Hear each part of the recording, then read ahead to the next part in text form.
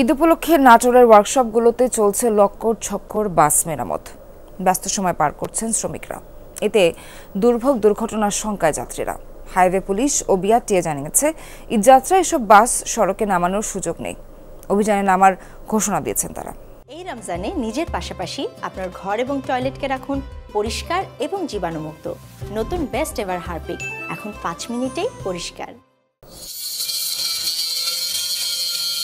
ঈদযাত্রায় নামানো হবে মহাসড়কে, তাই মেরামত চলছে লক্কর ঝক্কর বাস। নাটোরের ওয়ার্কশপগুলোতে দিনরাত ব্যস্ততা। বড়হরিশপুরের বিভিন্ন ওয়ার্কশপে অন্তত 200 বাস ঈদ উপলক্ষে মেরামত করা হচ্ছে।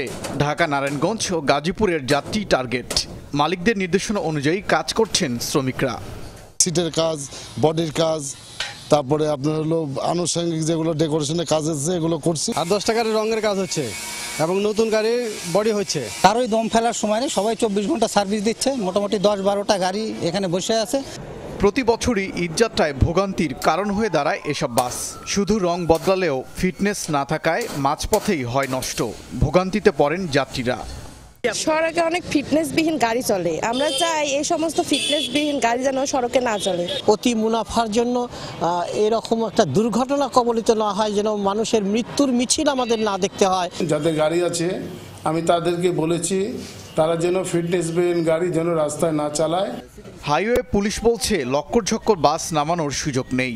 অভিযানে নামার ঘোষণা বিআরটিএর। বাস এবং দেখা যায় কিছু ট্রাক পিকআপে করে ঢাকা থেকে বিভিন্ন স্থান হতে লোকজন আসে, যেটা আমাদের সড়ক বা মহাসড়কের জন্য একেবারে বিপজ্জনক। আমরা তাদের বিরুদ্ধে আইনানুগ ব্যবস্থা নেওয়ার জন্য প্রতিনিয়ত মোবাইল কোর্ট করব। ঈদের 15 দিন আগে এবং ঈদের পরবর্তী 15 দিন পর্যন্ত আমরা মহাসড়কে মোবাইল কোর্ট পরিচালনা করে আসব। জেলা বাস মালিক সমিতির হিসেবে প্রতি বছর ঈদের সময় বিভিন্ন স্থান থেকে 1.5 লক্ষাধিক মানুষ নাটোরে আসেন। ওবায়দুর রহমান, যমুনা নিউজ।